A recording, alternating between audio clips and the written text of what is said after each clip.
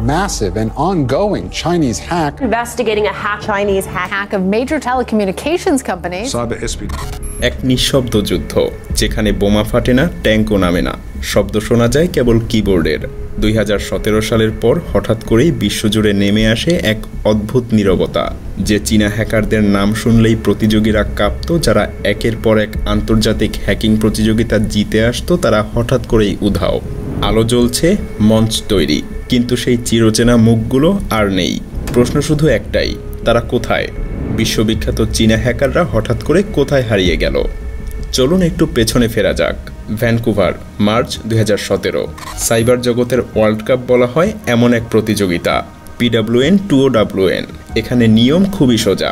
Google Chrome, Microsoft Windows, আইফোনের মতো জনপ্রিয় সফটওয়্যার বা ডিভাইসে নতুন এবং পুরাতন দুর্বলতা বা বাগ খুঁজে বের করতে হয়। কোম্পানিকে জানাতে হয় যাতে তারা দ্রুত আপডেট দিয়ে সেগুলো সমাধান করে ফেলতে পারে।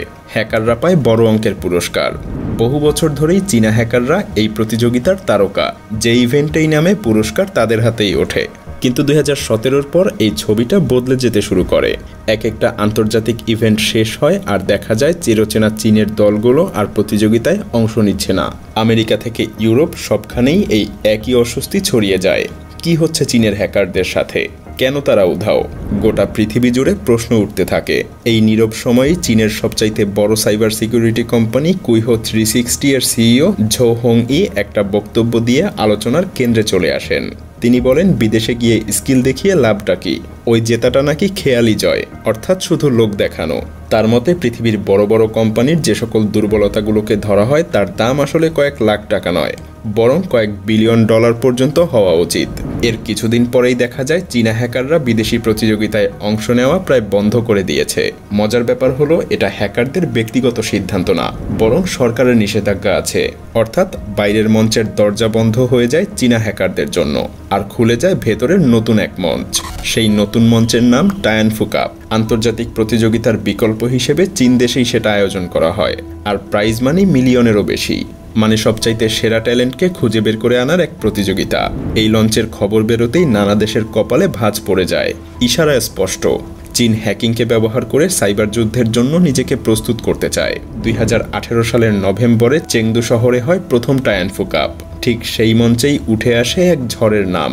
কুইহো 360 এর গবেষক কিঝুন ঝাও দেখান কিভাবে শুধু একটা বিশেষ ওয়েব পেজ খোলা মাত্রই আইফোনকে দূর থেকে নিয়ন্ত্রণে নেওয়া যায়।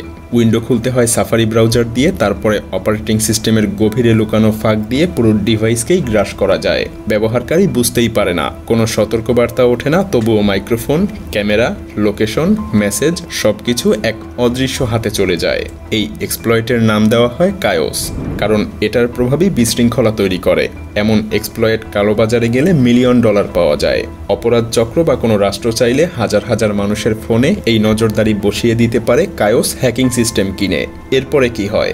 2019 সালের জানুয়ারিতে অ্যাপেল নীরবে আপডেট দিয়ে সেই ফাঁক বন্ধ করে দেয়। কিন্তু আসল চমক আসে ওই বছরের আগস্টে। গুগল একটা রিসার্চে প্রকাশ করে দীর্ঘ সময় ধরে আইফোনে বড় মাপের হ্যাকিং ক্যাম্পেইন চলছে। 5টা আলাদা হ্যাকিং গ্রুপকে শনাক্ত করা হয়। তার মধ্যে একটা চেইন টায়ানফু কাপে দেখানো কায়োসের সাথে মিলে যায়।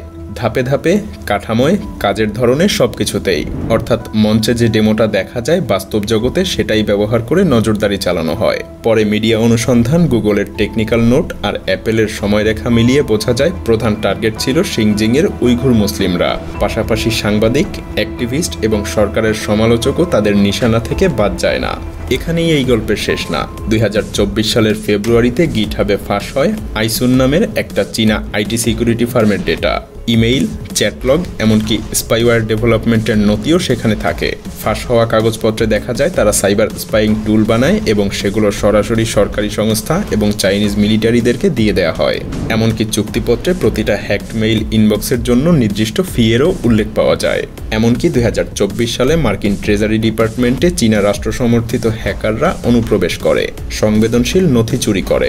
ওই বছরই অন্তত 9টা মার্কিন টেলিকম নেটওয়ার্ক, AT&T, ভ্যারাইজন, টা মোবাইল সহ অনেকগুলো কোম্পানি টার্গেট করা হয়। তার আগের বছর ভোল্ট টাইফুন নামে একটা পরিচিত চীনা গ্রুপ আমেরিকার এনার্জি এবং ওয়াটার ফিল্ট্রেশন সিস্টেমকে লক্ষ্য করে সাইবার অ্যাটাক চালায়। 2023 সালে গুয়ামের আশেপাশের সামরিক ঘাঁটির কাছে অস্বাভাবিক ম্যালওয়্যারও ধরা পড়ে। বিশেষজ্ঞদের পর্যবেক্ষণে জানা যায় এই গ্রুপগুলো বহু বছর নীরবে ভেতরে অ্যাক্সেস নিয়ে রাখে আর সময় এলেই আঘাত করে।